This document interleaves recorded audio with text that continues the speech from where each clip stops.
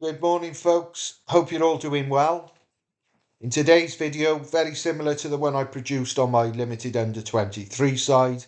However, today I'm focusing on my rare players and specifically where these players fit into my teams for next season. Due to the limited amount of rare players I own, there's only two leagues that I'm going to be targeting, and that is the Rare 220 or the Cap 220, and the league that I will prioritise more than any other, the cap 240 in the rare. So again, I've used a basic spreadsheet to list the players that would make my team and then obviously my reserves. This is obviously subject to change because players could get injured, they could move. So with the information I have as of now, if the season was to start later on this afternoon, this is the five that would make my rare 240 side. So I'm going to start there, and my goalkeeper would be David Marshall of Hibs. In my opinion, he's an absolute guaranteed starting number one goalkeeper for Hibs. They've signed a young goalkeeper who I've read his interview, and it appears he's in awe of David Marshall. He's gone there to learn from a vastly experienced goalkeeper, which Marshall is. So I do not see him competing for his number one shirt. And incidentally, Marshall is going into his final year's contract at Hibs, and because of his age, I don't see him wanting to stay on the substitute bench because he may as well have retired. So, like I said, I'm confident that Marshall, if fit, will be Hibs' number one goalkeeper next season. Marshall's last 15 average is 41, which I like in a goalkeeper because it gives you more flexibility for your outfield players and you can get higher scoring average players. The other thing I like about Marshall, he was ever present for Hibs last season.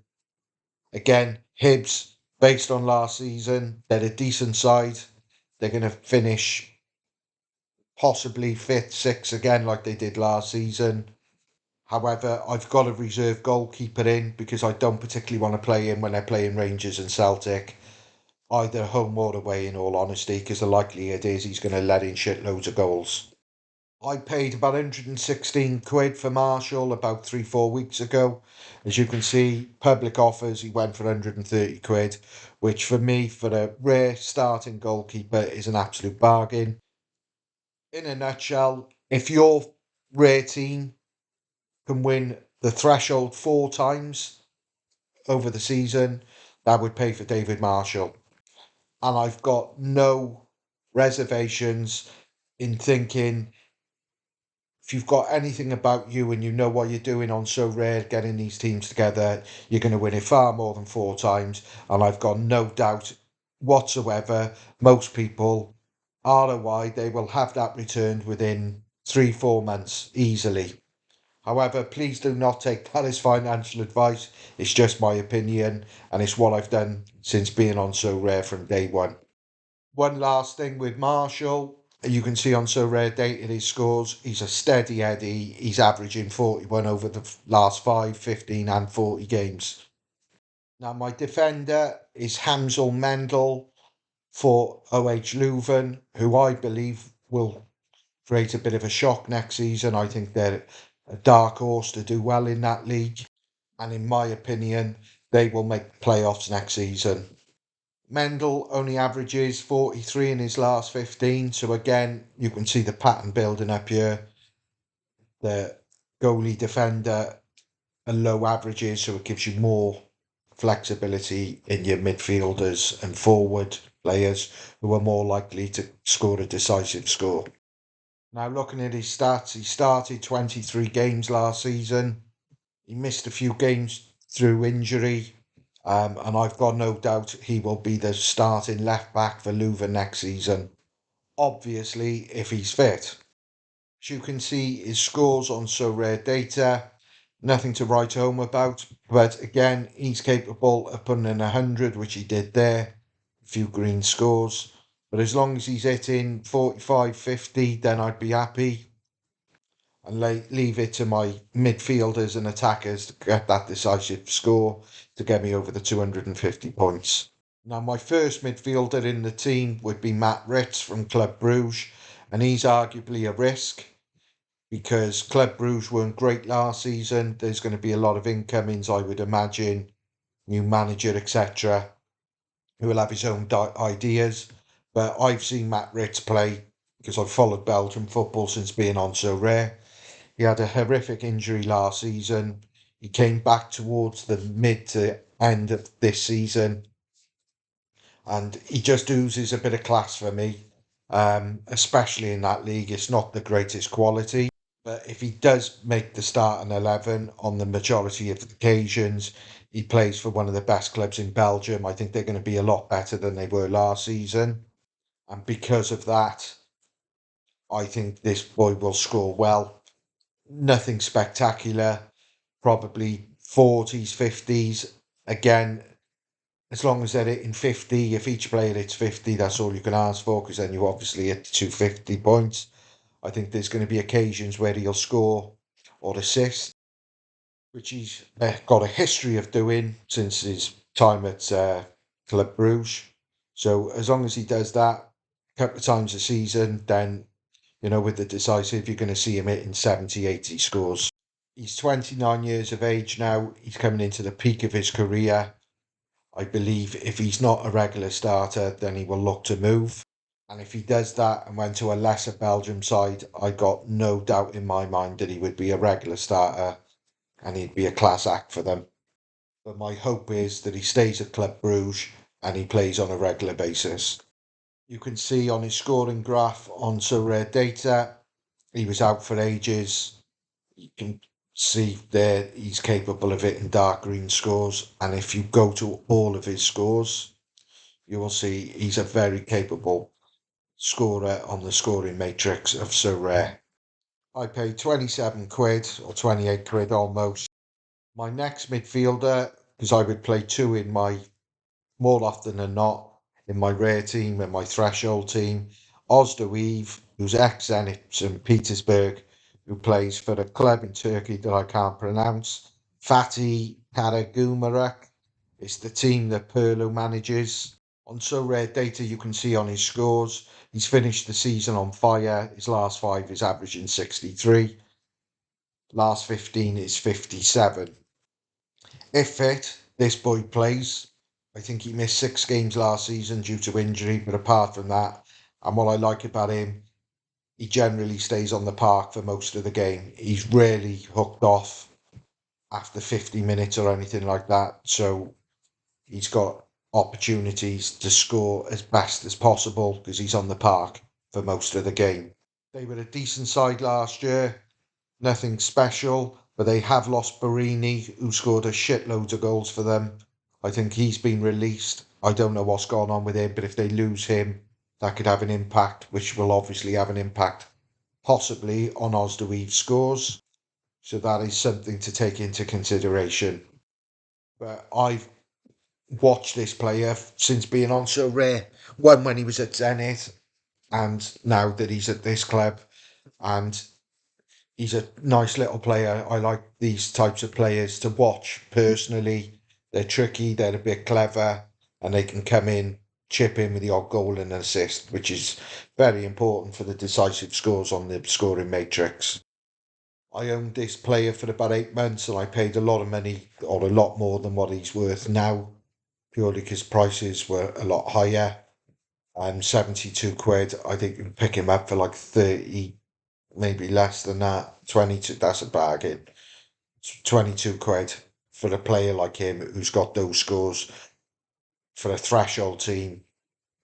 I know his L15 is a bit high at this moment in time, but I think it will even itself out and reduce to like 50 odds, low 50s, maybe late 40s. So he's a bargain at that price, in my opinion. Now, the forward is definitely up for debate. I'm not 100% sure, even now, if the season was starting today, this is the guy I would go with. But I've put Mustafa of Lask in there for the simple reason he plays for the best club that any of my other strikers do. He's only a young boy, but he goes against everything that I look for in terms of a threshold player, where I like to have him start in most games and then they stay on the pitch almost the whole game. This guy is anything but this. You can see on who scored 28 minutes in his last game, 61, 74. It's not consistent enough for my liking. However, the reason I've put him in, he's only a young lad. I say young lad, he's 22, 23. They paid good money for him last year. So the hope is he kicks on this season and establishes himself as the number one striker and starts most games and doesn't come off after half time or straight after half time. I want him on the pitch as long as possible. Now, his goal contribution isn't bad, but it's not great considering they are the third best team in Austria. In 15 matches, there's 6 goal contributions there. So I'm hoping that will significantly improve next season. There's his scores on data. Like I said, nothing to write home about. There are obviously these green scores are where he's either scored or assisted, so not bad. For a youngster, I suppose, it's one you would take a chance on. The reason I've done that is he cost me like about 25 quid. Now, if I'm right and he does start most of the game weeks, I think it's an absolute bargain considering the stature of the club he plays for. And I mean that in the league that they play. Because, like I said, there's Salzburg, who are on a different level. You've got Sturm Graz and Lask, and then the rest of them, in my opinion, are fucking useless. So against the weaker sides, that's when I'm hoping he'll come into his own and start banging them in. Now, going through my bench of attackers, there's Hoffman from Bochum in Germany. He would meet the criteria. He would generally start most games. He doesn't score enough for my liking. I would rather than get relegated and he'd have been in the Bundesliga too, where he's got a history of scoring well. But that hasn't happened. But he could come in. There's another guy from Lask. He was on loan. I'm not really sure what's going on with him. This boy is interesting. Prevlak. He was at Eupen. He's got a history of scoring in the Belgium league. He's a Bosnian international. He's with no club at this moment in time, so I'm just waiting to see where he ends up. Hopefully back in Belgium, because he could become my main starter for my rare team, my threshold team. You can see I've got cover. I'm not going to go through all these players, but I've got decent cover. Again, I believe you need options, especially in these cap teams, because the more options you've got, the better to cover for injuries, tough fixtures, so you can keep rotating players if they've got a tough fixture. I was going to go through my rare cap 220, but this video has gone on for far too long anyway, so it's just going to be a brief description. I've got Popovic from Circle Bruges as my defender. The only reason he's in there, he starts most games. He's a young lad, so hopefully he'll get better. The 2 midfielders, arguably, they could be potentially top quality players, but there are big doubts with them whether they start. Till at PSV and Klassen at Ajax, not guaranteed to start by any stretch. Patagna of Monza, a couple of seasons ago in Italy, he was banging him in for fun. Got a move to Napoli, it never worked out, and then he went on loan to Monza, and now he's ended up signing there on a permanent basis. He is a penalty taker, and even though he performed badly at Napoli, he didn't really get a chance because he simply wasn't good enough at that level. The hope is he rediscovers his form now for a lesser club and starts banging them in on a regular basis. I think I would play with a common goalkeeper there. Because, like I said, I've only got 2 goalkeepers anyway, so I don't particularly want to be using one for that. So that only comes up to 156. So there's plenty of flexibility to get a very, very good common goalkeeper in that cap 220 side. So nearer the season, I will decide what I'm going to do there. I'm tempted to buy another striker, but I don't particularly want to do that because otherwise I'm going to have players that I'm not using most game weeks and they're just going to be sat in my gallery doing absolutely sweet fuck all, and I don't particularly want that. So, as I stand today, this is what I'm going with If I get horrendous injuries or something, then I might have to go out and buy someone. But at this moment in time, I'm quite happy to go with what I've got and see how it goes. That rare cap 240, that team there, I would be very, very disappointed if I didn't hit at least 50% threshold throughout the season. And furthermore, I'd be disappointed if that didn't win me a few cards throughout the season as well.